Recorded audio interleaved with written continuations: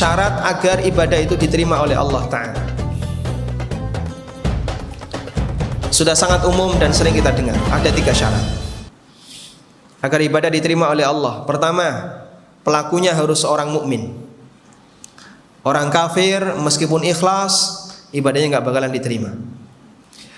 Allah Ta'ala berfirman di surat At-Taubah ayat 54. Wa ma mana'ahum an tuqbala minhum nafaqatuhum illa annahum kafaru billahi wa birasulih.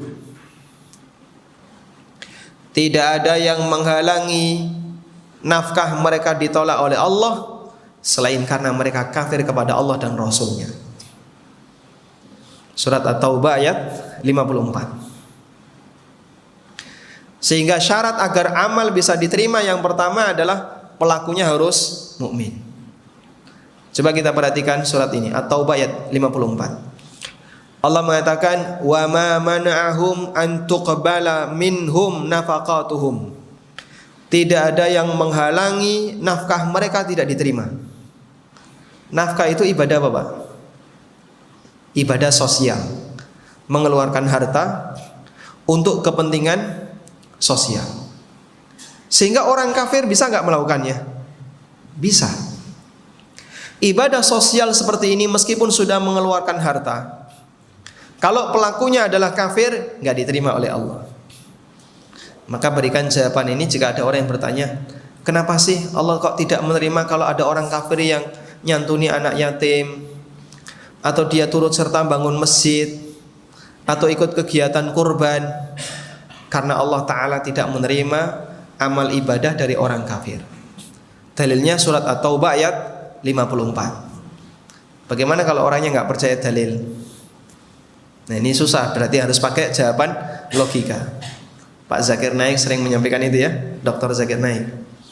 Sehingga boleh sampaikan seperti orang yang dia mengerjakan tugas tapi belum terdaftar. Tugasnya diterima? Tidak. Kenapa?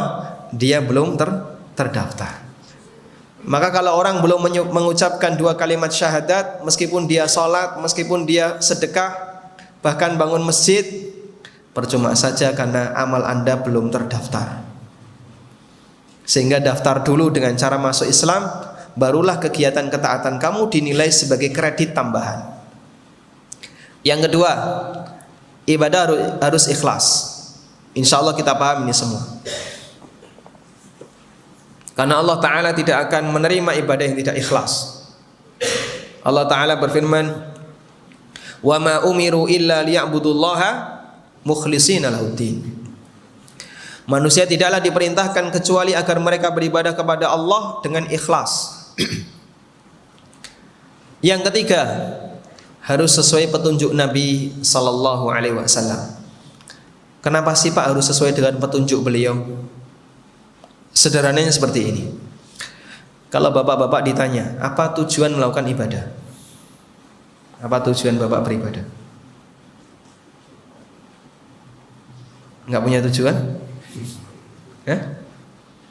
Punya. Tujuannya apa, Mas?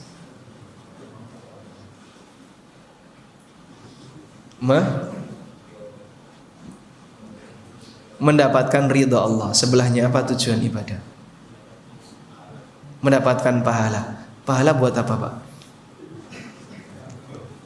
Biar masuk surga. Baik. Intinya kita beribadah kepada Allah agar kita bisa berbahagia di akhirat. Betul kayak gitu? Betul ya? Baik. Di antara jamaah Bapak Ibu yang tahu akhirat angkat tangan.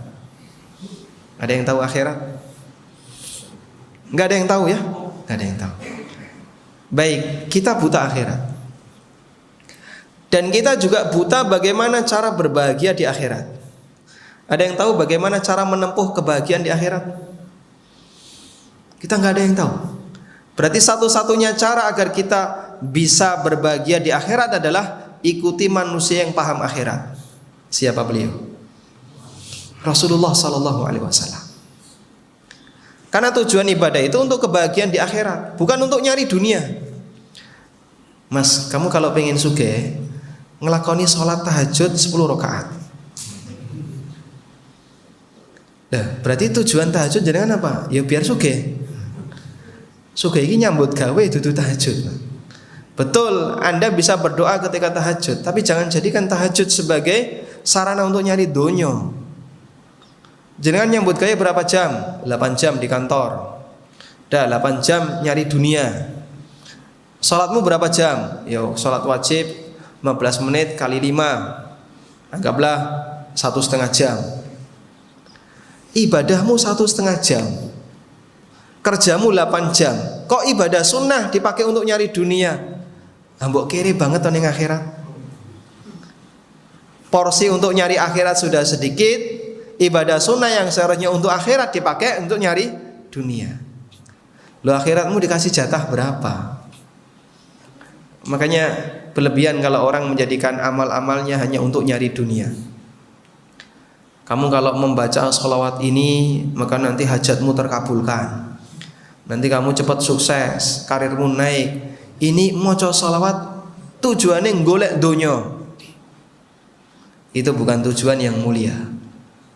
Bukan tujuan yang mulia. Dan yang namanya dunia Allah sudah tetapkan. Bisa jadi dia berhasil, bisa jadi dia gagal. Terus apa tujuan ibadah yang sejatinya? Tujuannya adalah untuk mencari akhirat. Karena kita buta akhirat dan kita juga buta bagaimana cara berbahagia di akhirat. Maka satu-satunya cara agar kita bisa sukses di akhirat adalah ikuti orang yang paham akhirat. Inilah yang menjadi latar belakang kenapa ke dalam urusan ibadah kita tidak usah berkreasi. Ikuti saja yang sudah dicontohkan oleh orang yang paham akhirat. Dipahami ini ya? Ini kan cara berlogika sederhana, Pak. Cara berlogika sederhana. Ikuti orang yang paham akhirat, karena Allah mengutus Nabi itu tujuannya untuk menjelaskan akhirat dan bagaimana cara berbahagia di akhirat. Kalau manusia boleh berkreasi dalam masalah ibadah, berarti dia nggak butuh Nabi. Sehingga misalnya, wahai manusia, silahkan lakukan ibadah sesuai yang kamu inginkan.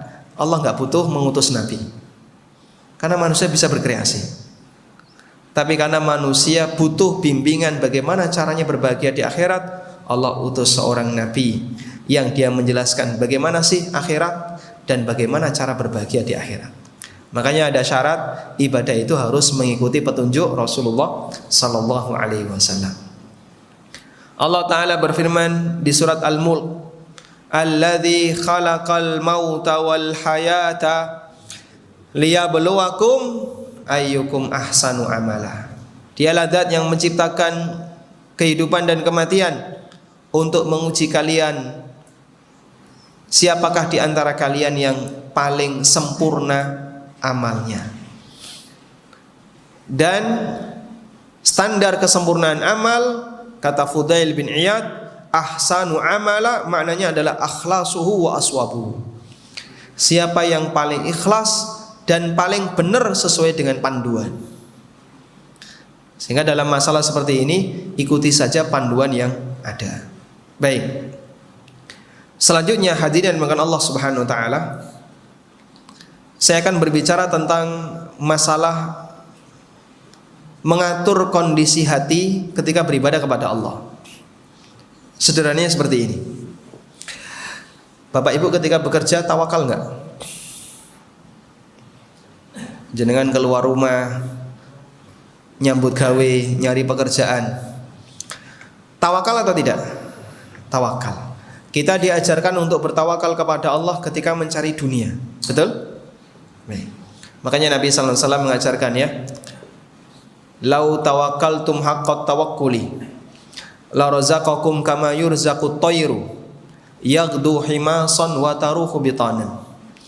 Kalau kalian betul-betul tawakal ketika mencari dunia, maka kalian akan dikasih rizki sebagaimana burung yang dia berangkat dalam kondisi tembolok kosong, dia pulang temboloknya penuh dengan makanan. Sehingga kita ketika mencari dunia itu tawakal. Anda misalnya ya, usaha eksportir, ngirim barang, setelah dikirim tawakal ala Allah. Sampai alhamdulillah, kalau nggak sampai memang beresiko. Nanti saya harus ganti uang pembayaran yang sudah ditransfer oleh customer misalnya. Atau Anda misalnya menjual sesuatu, Anda tawakal, engko nek payu insyaallah badi, nek rugi ya sudah, ini resiko yang harus saya tanggung. Namanya usaha naik turun. Sehingga semua orang butuh tawakal. Baik, itu mencari dunia. Orang mencari dunia, dia tawakal. Padahal dunia itu bisa nggak diprediksi. Dunia bisa nggak diprediksi. Keuntungan bisa nggak diprediksi? Bisa. Ada peluang untung, resiko rugi manusia bisa memprediksi. Saya kulak sekian dari Jakarta, saya jual sekian di Surabaya, biaya transport sekian, berarti kurang lebih saya untung sekian. Orang bisa memprediksi. Itu kita diajari tawakal. Akhirat itu kita lebih buta, nggak tahu sama sekali. Berarti kita lebih butuh tawakal ketika mencari akhirat daripada mencari dunia. Paham seperti itu? Baik. Makanya sebagaimana Anda ketika mencari dunia tawakal kepada Allah, mencari akhirat juga tawakal kepada Allah. Dan jarang di antara manusia yang ketika beribadah kepada Allah diiringi dengan perasaan tawakal. Nah, tawakal seperti inilah yang diajarkan oleh Allah di surat Al-Fatihah. Allah berfirman, iyyaka na'budu wa iyyaka nasta'in. Hanya kepadamu ya Allah aku beribadah, dan hanya kepadamu aku minta pertolongan. Kenapa Allah gandingkan ibadah dengan minta pertolongan? Allah tidak mengatakan hanya kepadamu ya Allah aku beribadah, dan hanya kepadamu aku sujud, hanya kepadamu aku ibadah, dan hanya kepadamu aku sholat. Allah tidak berfirman demikian. Namun yang Allah firmankan adalah hanya kepadamu ya Allah aku beribadah, dan hanya kepadamu aku minta pertolongan.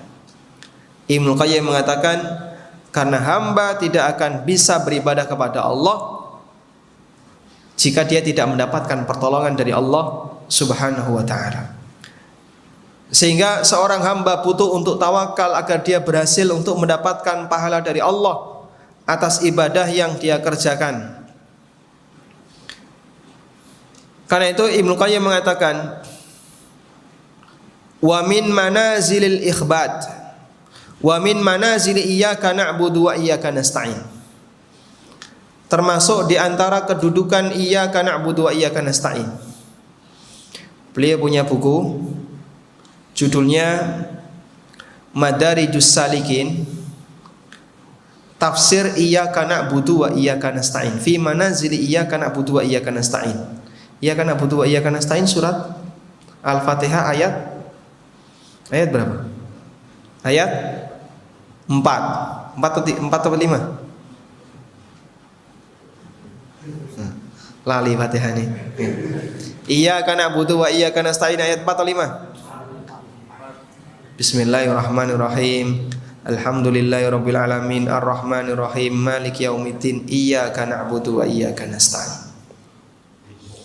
Ayat yang kelima jika bismillah masuk ayat pertama. Ayat yang keempat jika alhamdulillah ayat yang pertama.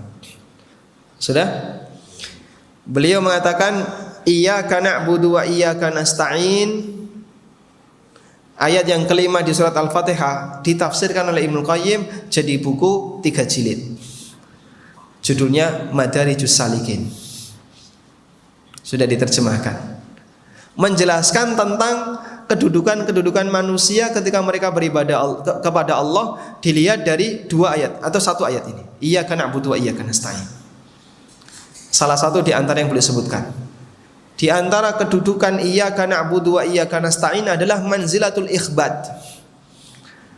Kedudukan al-ikhbat ketika beribadah. Apa itu al-ikhbat ketika ibadah? Al-ikhbat artinya adalah tawadhu wal khudu', merendahkan hati di hadapan Allah ketika ibadah.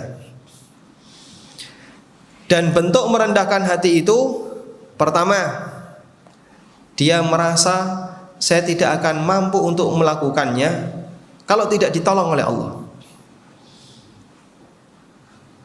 Yang kedua, bahwasanya ibadah yang dia kerjakan itu bukan karena jasa dan kehebatan dirinya, tapi murni karena pertolongan dari Allah.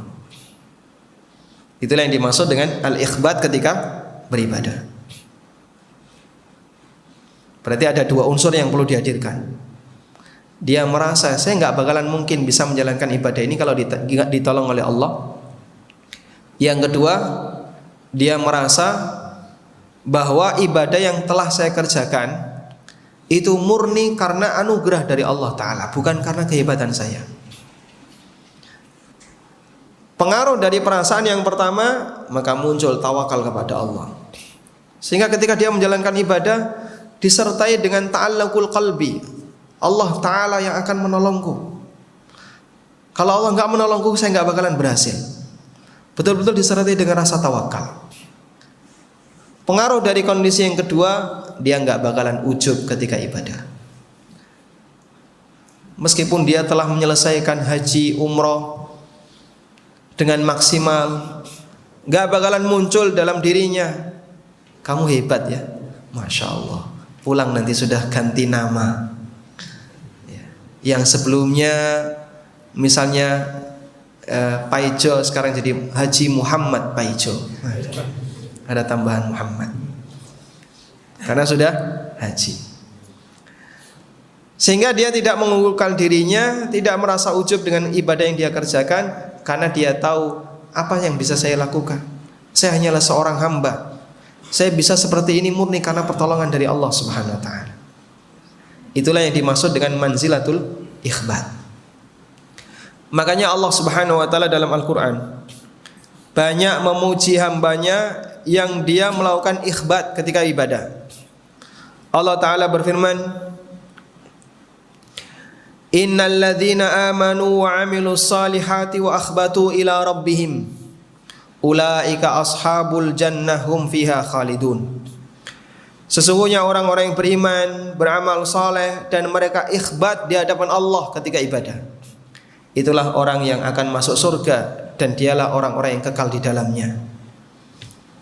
Allah Subhanahu wa taala juga berfirman di ayat yang lain, wa basyiril mukhbitin, berikanlah kabar gembira untuk orang-orang yang ikhbat, alladzina idza dzukirallahu wajilat qulubuhum was-sabirina ala ma asabahum wal muqimis shalah wa mimma razaqnahum yunfikun, yaitu orang-orang yang ketika mengingat Allah hatinya tergerak, bersabar ketika dapat ujian, dan dia menegakkan salat dan menunaikan zakat terhadap apa yang telah aku berikan, rizki yang aku berikan kepada mereka. Sehingga jamaah yang dimulakan Allah, ikhbat ini salah satu di antara fungsi mengatur hati ketika beribadah agar seseorang sukses dalam mendapatkan pahala. Tadi sholat subuh nggak mas? Sholat, yakin diterima? Tadi sholat subuh, yakin sah? Yakin sah? Kayaknya ragu. Sah atau tidak sholatnya? Kalau sah kita yakin. Karena kalau nggak yakin, barangkali tadi ada ngentut sedikit tapi nggak ngaku ya, atau melakukan pembatal tapi nggak ngaku. Masalah sah kita bisa menilai karena ini lahiriah. Tapi apakah yakin diterima? Wallahu a'lam. Nggak ada orang yang tahu. Sehingga ketika orang melaksanakan ibadah, sholat, sudah bersuci, sudah wudu atau mandi, pakaiannya suci, nggak ada najis, menghadap kiblatnya udah bener, waktunya pas, tidak kecepatan dan tidak keluar waktu, apalagi dikerjakan secara berjamaah, rukun dan syaratnya terpenuhi, insya Allah sah. Diterima nggak Pak? Wallahu a'lam. Sehingga kita tidak tahu apakah ini dapat pahala atau tidak, maka kita tawakal kepada Allah, semoga dikasih pahala. Sehingga ketika kita sudah berhasil menjalankan dengan sah, kita masih punya satu tantangan lagi. Apakah ibadah Bapak dikasih pahala atau tidak? Di saat itulah kita sangat butuh tawakal kepada Allah Subhanahu wa taala. Ibnu Qayyim mengatakan, wal ikhbatu min awwali maqamati tuma'ninah kas-sakinati wal yaqin wathiqati billahi wa nahwiha. Ikhbat adalah kedudukan pertama agar orang bisa tenang, seperti keyakinan yang dimiliki oleh seseorang dan rasa percaya kepada Allah Ta'ala. Fal ikhbatu muqaddimatuha wa mabda'uha, sehingga ikhbat adalah pondasi pertama, latar belakang pertama agar orang bisa sukses beribadah. Dia merasa saya tidak akan mampu untuk mendapatkan pahala dan saya tidak mungkin mampu untuk bisa melakukan ibadah yang diterima kalau bukan karena petunjuk dari Allah, bukan karena kemudahan dari Allah Subhanahu wa taala. Idh lamma kana al-ikhbatu awwala maqamin yatakhallasu fihi saliku minat taraddud. Ketika ikhbat adalah kedudukan pertama agar seorang yang menempuh jalan menuju Allah, dia tidak ragu ketika menjalankan kegiatan ibadah. Alladzi huwa nau'u ghaflatin wa i'rad. Yang ragu itu merupakan salah satu di antara bentuk yang membuat orang itu lalai dan enggak fokus ketika menjalankan ibadah. Misalnya begini ya, Mas, saya kasih tugas, kalau berhasil tak kasih uang 1 miliar. Seneng gak jenengan? Seneng ya? Tapi bapak ragu, betul gak kalau ini saya kerjakan saya dikasih uang 1 miliar? Akhirnya bapak minta penjamin. Siapa penjaminnya? Didatangkanlah bank sebagai penerbit bank garansi. Ini nanti akan jamin, bank garansi. Sehingga Anda ketika mengerjakan itu tawakalnya kepada bank garansi. Begitu ya. Kenapa Anda mau melakukan tugas itu sebelum dibayar? Karena Anda yakin nanti akan ada balasan yang sudah dijamin oleh pihak bank. Kalau Anda dikasih tugas, Anda seorang vendor, saya kasih tender, nilainya besar, tolong buat jembatan, tapi pakai duitmu dulu, nanti kalau sudah selesai tinggal ajukan invoice, saya ganti, plus keuntungan 50%. Sehingga kalau modal bapak 1 triliun, ya nanti jadi 1,5 triliun. Tapi bapak ragu, apakah saya bisa dipercaya atau tidak? Kira-kira mau ngerjakan nggak? Mau ngerjain nggak? Mungkin kita nggak mau, saya ragu kok. Gimana nanti saya keluar modal, begitu jadi kamu lari, saya nggak dapat apa-apa. Akhirnya antar sama manusia didatangkan penjamin, didatangkanlah bank garansi.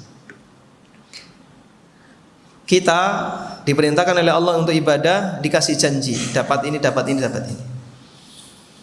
Kalau diiringi dengan manzilatul ikhbat, diiringi dengan posisi ikhbat, mengatur batin, saya tawakal kepada Allah.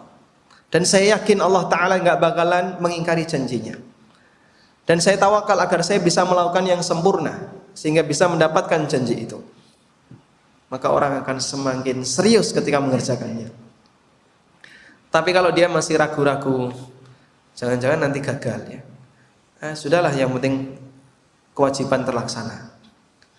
Akhirnya niat utama ibadah hanya sebatas menggugurkan kewajiban, tidak lebih dari sebatas menggugurkan kewajiban.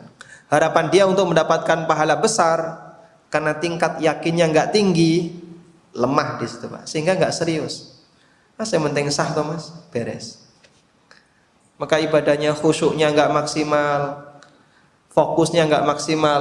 Sebabnya apa? Dia tidak punya harapan besar untuk mendapatkan pahala dari Allah Subhanahu wa taala. Wallahu taala alam.